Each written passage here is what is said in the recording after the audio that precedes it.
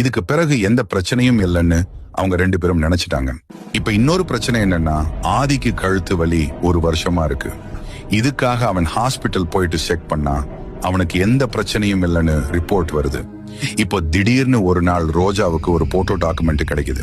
அதாவ develop பண்ணி பார்த்த பிறகுதான் ஒரு விஷயம் புரியும். அந்த பொண்ணு இறந்து போனது தற்கொலை இல்ல, அவள் கொலை பண்ணது ஆதியோட நண்பர்கள் தான்.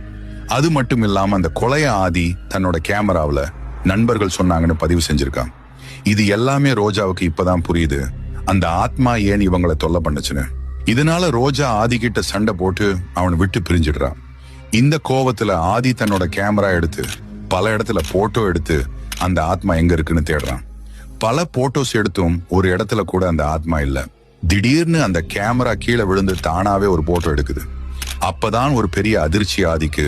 அந்த ஆத்மா தன்னோட தோள்பட்டையில தான் உட்கார்ந்து இருக்கு. இத பார்த்து பயந்த அவன் உடனே வீட்டு மாடியில இருந்து கீழே குதிச்சுட்டான். இதனால அவன் ஹாஸ்பிட்டல்ல அட்மிட் பண்ணி இருக்கிறாங்க. ஆதிய பார்க்க ரோஜா ஹாஸ்பிட்டலுக்கு போறா. அப்போ அங்கிருந்த கண்ணாடியோட பிரதிபலிப்புல ஒரு விஷயம் தெரியுது. அந்த ஆத்மா ஆதியோட தோள்பட்டையில தான் இன்னும் உட்கார்ந்து இருக்கு.